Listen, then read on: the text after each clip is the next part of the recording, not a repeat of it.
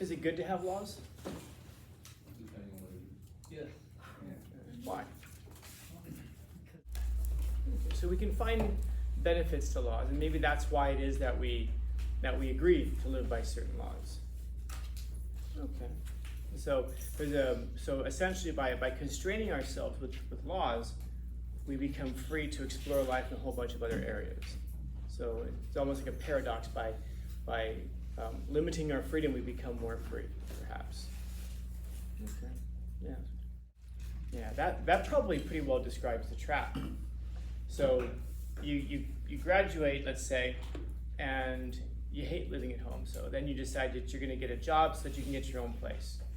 And then once you get your own place, well, I mean, where is it going to be in relation to your job? Is it going to be far away, or is it going to be close by? If you're very lucky, it's across the street. But what are the odds? So maybe it's like a whole mile away from where you live. So now you have to get a car. You have to, you need to, right? Must, have to, because you can't walk a mile every day. That's crazy talk, you know. So you go and you buy a car. And now that means you have to go to your boss and say, hey, I need some extra hours because now I got rent, I got a car payment, because you don't want to buy a used car with cash. You want to buy a new car and make payments every month on it because, have to. Otherwise you'll be driving that one by otherwise you'd be walking, So you go and you buy a car, and now you have to pay insurance, now you have to buy food, and all of a sudden now you find yourself locked into this 9-to-5 thing, and that means you're working 40 hours a week. And that's if you're lucky, by the way, 9 to 5. If you get like a 9 to 6, because sometimes I'll have to give you an hour for lunch, so you're actually there for an extra hour. And then you're there at 6 o'clock, you're there until 6 o'clock when the place closes, but guess what else closes at 6 o'clock? Everything else. So now you have no time to go find a different job. So even if you took this one now just to pay bills, just to get by, it now makes it very difficult for you to find something else. And then by the time you do find something else, let's say, maybe it's an entry-level thing, and so that means you're going to have to restart from making less money than what you're making now, because in the meantime, that 9 to 6 job started paying you a bit more above minimum wage. And so now you have to kind of look back on it and justify it. I think back to a good friend of mine who works at Costco, lives up in Los Angeles. And he went to school and he got a degree in criminal justice because he wanted to become a sheriff. It took him 7 years to get that degree. And then by the time he applied, by the time he went through those 7 years, by the time he went through the application process, did all the testing and all that stuff, it would have been a massive pay cut for him to go from Costco to working as a sheriff. And so he never did. He's been working at Costco now since we graduated from high school, almost. And that guy's been there for a very long time. And now he's got a wife and 2 kids, and he has no intention of ever leaving there. He makes quite a bit of money, and he gets a month off a year for vacation, 4 weeks of vacation a year, quite a bit. It's not a bad life at all. He works in the membership, so he just kind of fills out paperwork all day. But when I talk with him, I ask him, what he thinks about it, and he just kind of says, oh, I mean, it pays the bills. I'm like, yeah, but does it make you happy? And he says, my family makes me happy. You see how we kind of dance around the work thing? And then finally he'll say, I don't really like what I do. It really is just filling out paperwork, and it's filling out the same paperwork and answering the same questions, 50 times a day. And now as I've asked him, well, if you had taken that job as a sheriff all those years ago, what would I'd be making more money now as a sheriff, but back then I wasn't going to make more money. And so he kind of got locked into this trap, where maybe there was something that could have been rewarding for him to be a sheriff and to make a difference. And by the way, he's a really good dude, man. He's great. His name is Billy. Billy, if you ever watch his video, he's about this big. He's one of the only guys I still talk to from high school, and he's Chinese. It's important to the story. He got married. Oh, it really is. He got married, and he didn't just marry someone. He went to China, and he didn't just go to a city. He went to the village and found someone. So like a rural area? Oh yeah. He brought back hardcore, and she spoke 4 words of English. He taught her 4 words of English. He taught her, good morning, how are you? Not even how are, but how are you? And so when I met her, she was like, good morning, how are you? Oh, Wow, great. How are you? Good morning. How are you? And it was funny because a couple of years ago he called me up. She's only been here for a while. He called me up a couple of years ago, and he asked me, "Do you know much about politics?" I go, "Yeah. What do you need to know?" And he's telling me that for some reason his wife just became like an over-the-top Trump supporter, and he just didn't understand why. He's like, "I don't know anything about Trump. I just know that like he lives in LA." He says, "I just know that people here hate him, and now like my wife's going around talking about she can now say vote for Trump, and she's going to get her citizenship because he's a citizen." And he's like, "I don't know anything about politics. Is this good or bad?" Well, it's just funny. It's just funny. And they have a son, and this is one of the reasons I love this country. His son's name is Oliver. It's like they're Chinese. They named their baby Oliver. And Oliver calls me Theo Steven. Actually, calls me Theo Scanlon because he calls me Scanlon. No, Theo Scanlon. So you got Chinese baby calling a white guy Theo Scanlon. Wait, there's a white guy? Yeah, I just love this country, man. It's awesome. But for him, I thought your friend was Chinese. Is he Chinese? He is. I, however, am not. Despite what I might tell you some other day, but today I am not. But he gave up something in his life that he thought maybe could have been meaningful. But the interesting thing is that he's wise enough to realize, would it have been meaningful for him? Who knows? Like I said, he's about this big and he's a really, really super nice guy. I'd hate to think that he'd get killed on the streets because he was trying to help people and like was slow to action and was trying to understand people or something, be compassionate. And I wonder if his kind nature could have gotten him killed. I don't know. I'd hate to think that, but it's easy for us to romanticize that unlived life, the thing that we didn't do, and then we can kind of feel sometimes constrained, like I'm stuck in this 9-to-6 job and I can't get out of it, and yeah, but you chose that 9-to-6 job, right? And I don't mean that in the sense of like you chose it. No, I mean like, but you chose it. You were free to do that. Yeah. So you got to exercise some freedom. Yeah.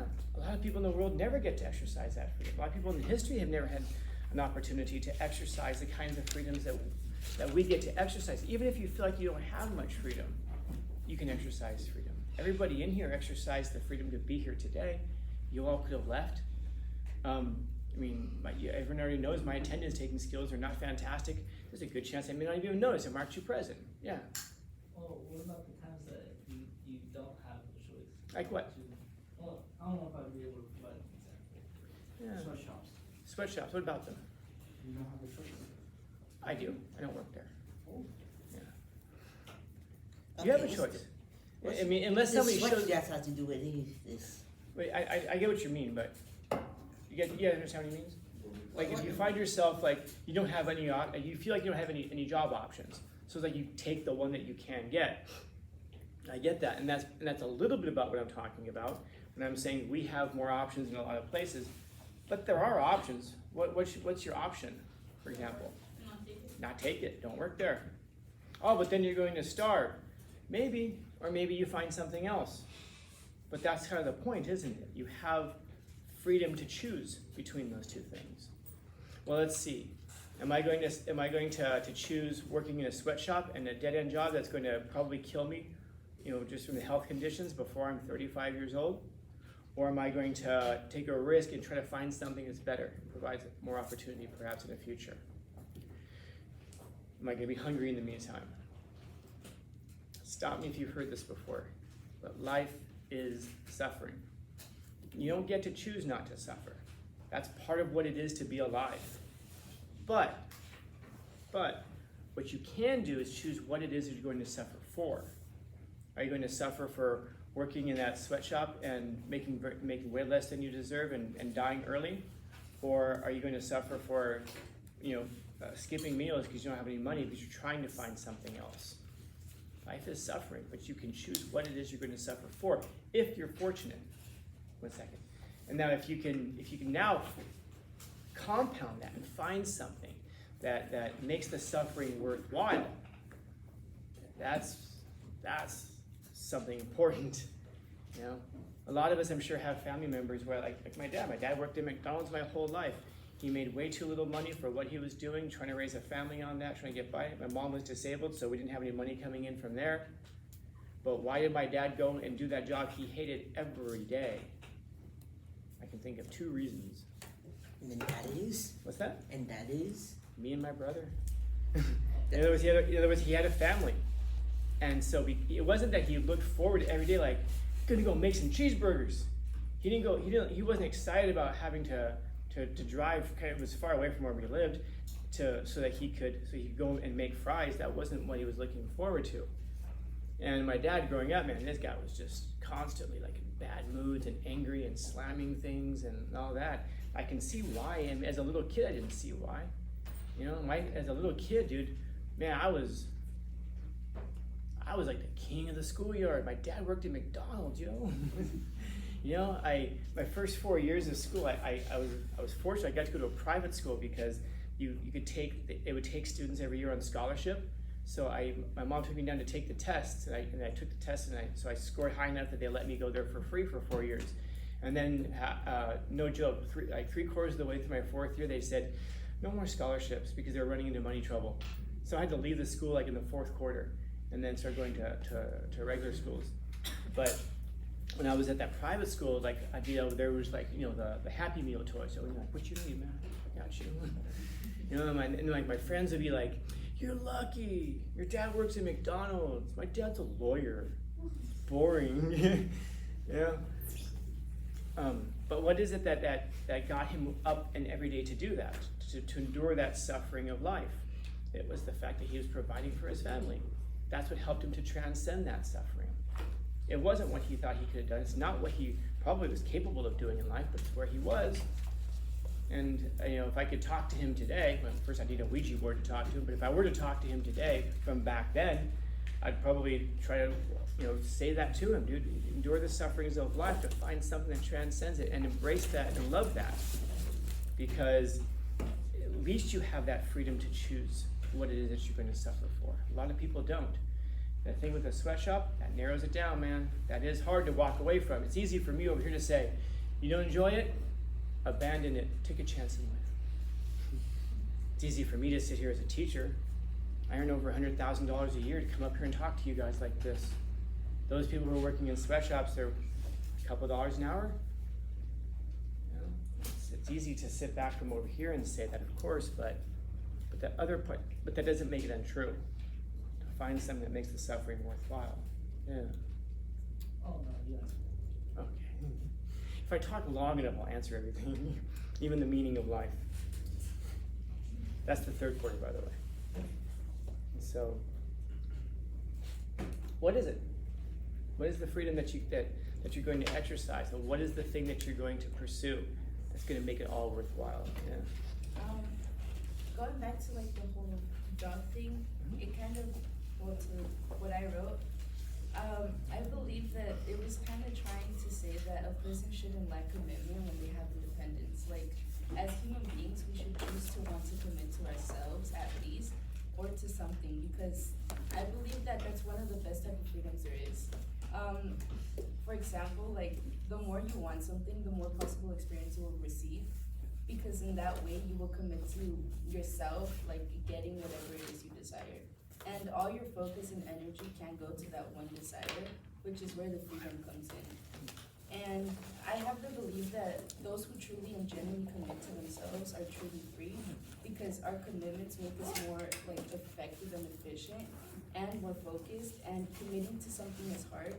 And keeping the same routine is also hard, but if we don't commit to like at least ourselves, we'll feel scattered in life. Should just have you teach it. Yeah. Yeah, all of that is said better than I can say it, for sure. Yeah, because when you commit to yourself, think about what it is that you're committing to. You know, when we say something like that, yeah, you do commit to yourself. Hopefully, you commit to something, because otherwise, what is it that you could possibly accomplish if you never commit to anything? If you don't commit to anything, you can't possibly accomplish anything, because you're not going to pursue anything. You're not aiming your sights on something. You're not orienting your life towards anything that's meaningful. You can't sort yourself out. You can't sort out life. And also, I mean, if you think about this, even if you find yourself, you know, in that position of doing a job that you don't really particularly care for, and you have children, what are you teaching them? You're teaching them about perseverance. You're teaching them about sacrifice. You're teaching them about love. You are teaching them all of those things. It isn't like it's a wasted lesson, and hopefully we can gather that. I mean, some of you I imagine have parents who hate the jobs that they do. They work for less money than they probably deserve. They work more hours than they want to put into it, and they don't get much satisfaction out of it. So I guess the question becomes, why do they do it? You all have a choice to be here, and you're here. That's pretty dope. But then once you're here, you also have a choice now. Do you get something out of it? Or do you just kind of sit passively and wait for the time to go by? I was telling you last period, it's always so fascinating to me. Like, we come into a school and we don't want to be here, and then so many of us are lined up to try to pay a university $30,000 next year. Like we're here and we're not paying for it, it's free, and then we hate it, but then we're going to beg a university to just take our money next year. You know? I know. Why? Because we feel like we have to be here. And if you're coming, and if you don't want to be here, but you're coming here anyway, there's an internal friction that's going to be going on with you. Like, I'm being forced to do this thing that I don't want to do. In other words, you realize that you're not committing to yourself. You're not being loyal to yourself. So what can you do? We can find a reason to be here, and then fulfill that reason for being here. It's something meaningful, not just like, oh, I want to sit in a seat and see if I can set a world record for how long a person sits in a seat. I mean, find something actually meaningful, that's meaningful to you, something that's valuable to you. And if you can't find something meaningful, then, I mean, crap, keep looking, because there's lots of reasons. There's lots of reasons to be here. Is everybody here because they want to go to a university? No, our data tells us that about 25% between 25 and 30% of our seniors will go to universities. Maybe that will explain to you why I don't gear what we do all towards universities. And so then what are we doing here? I want to see my friends. Great. There's your purpose. There's your meaning. But then doesn't that make the rest of the time like a living hell? When you're sitting in a desk listening to someone talk? To maybe find something in between those times. When you find yourself at a job, out of curiosity, how many of you guys work? Just me? Or two of us, okay. Yeah. My guess is that the job that you're doing, I don't know, do you enjoy your coworkers? Yeah, then you smile too. And that's the thing, is that there's something that probably gets you going. Even if you probably don't sit there and go, whoa, big payday this Friday. But you probably do think like, oh, I'm going to see my friends, and I'm going to work with them. You find something meaningful, something valuable in it. Wherever you are, you can find something meaningful and valuable in that. So, I think I'll stop there. Otherwise, I'm going to go off about what's best for us and how do we possibly know that. So, questions, comments, concerns, complaints, criticisms, critiques?